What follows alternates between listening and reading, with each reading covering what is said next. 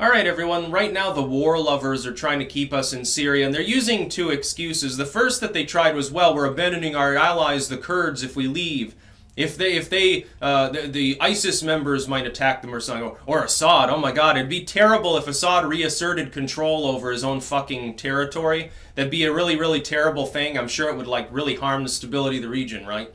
And now the new thing is, well, there was a terrorist attack. See, ISIS hasn't been defeated yet. Trump was wrong, ha ha ha, we've got to stay in Syria. Do you honestly believe that leaving our assets in Syria, limited as though they are already anyway, is really helpful to anyone within the region?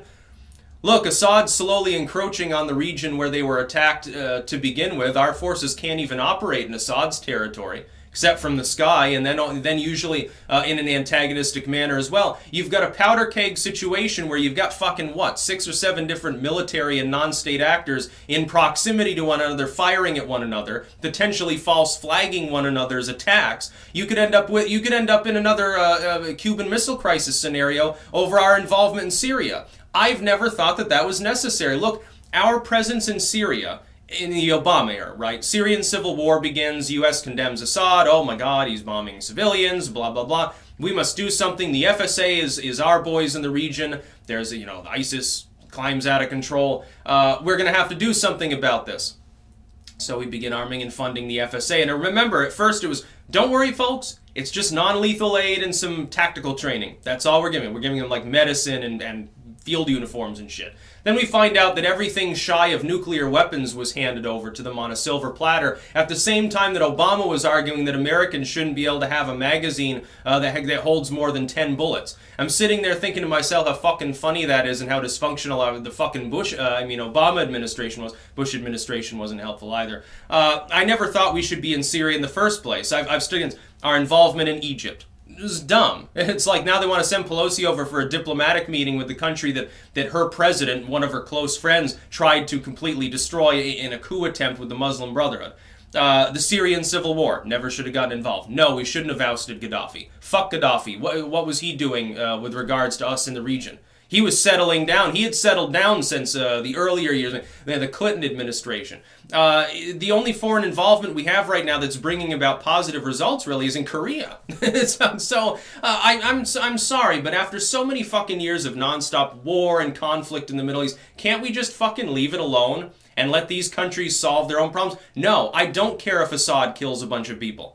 Because a lot of the people that are going to get killed are terrorists anyway, or moderate rebels. No, they were terrorists too. It's just that they were less terroristic because they're not in favor of a caliphate. They wanted to do the things that ISIS wanted to do. It's just they wanted to keep the national borders of Syria. You know, maybe minus the Kurds or something, and make a little negotiation. That's really what it was about. I don't care if Assad runs Syria. What the fuck should I care? It's on the other side of the world. I'm not threatened by fucking Assad. The warmongers are telling us things will get out of control if we leave. No, they won't. Assad's got control of most of his country. Leave him alone and he'll take care of the problem. The Russians will take care of it. It's not ceding Syria to Russia. What are you talking about? Syria was a somewhat stable authoritarian state. Then the Civil War began, and we helped to push the state to complete exhaustion by funding the FSA, and by looking the other way while ISIS was doing things. And then Russia comes in because they get tired of it. Russia is playing the peacekeeping role right now. They're not the ones antagonizing. They're killing ISIS members too. And it's lovely when they do so. I say let the Russians expend as much money and firepower as they want on ISIS targets. They want to go after the FSA, fine. I don't care if they go after the Kurdish targets that are in the region. Allies. It's a non-state actor. We don't recognize an independent Kurdistan. Haven't you fucking checked with the State Department? We recognize a sovereign Turkey, though, and we're really pissing Erdogan off. Not that I have any love for Erdogan. I think he's an idiot. He's rolling back reforms that were made by prior administrations in Turkey that were making it a bastion of stability within the region. Now Erdogan's trying to turn it into his own sultanate sort of pleasure palace, and it's, I think, a terrible idea. I think he should be kicked out as quickly as possible in favor of a joint nationalist and liberal movement there. I think they need to join forces to stave them off along with the communists. That's what I would say is a good idea anyway. But no, I don't want to be involved in Syria. We've seen enough war. It's like, oh, we're going into Iraq. Don't worry, this will be quick. You know, we're going into Afghanistan. Don't worry, we'll get him, folks. 6 months we'll be gone. No, are we gone in those theaters? So why should I have any confidence whatsoever that if we don't just leave Syria cold turkey, that we're ever going to leave? No, we'll maintain the couple thousand troops there for the rest of fucking ever, sporadically being attacked in an antagonistic situation where really they're in hostile foreign territory run by someone who's more of an ally of the Russians.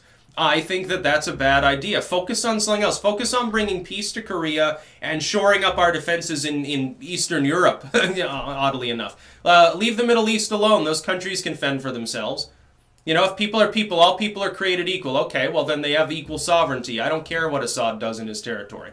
Is he committing outright genocide? No, but ISIS certainly tried with the Yazidi. That's really funny. Because the people that we were aiding in the region didn't lift a finger to help them. They had to be helped by, what was it? I think the Kurds ended up having to save them. I think Assad's forces were more likely to save the Yazidi. There was that one situation, there was that fucking hill, like town, that there was like 100,000 of them trapped up there, and we had to fly in helicopters to lift a bunch of kids out.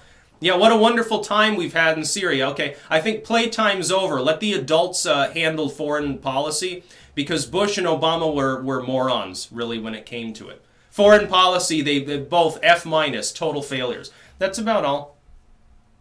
Peace out.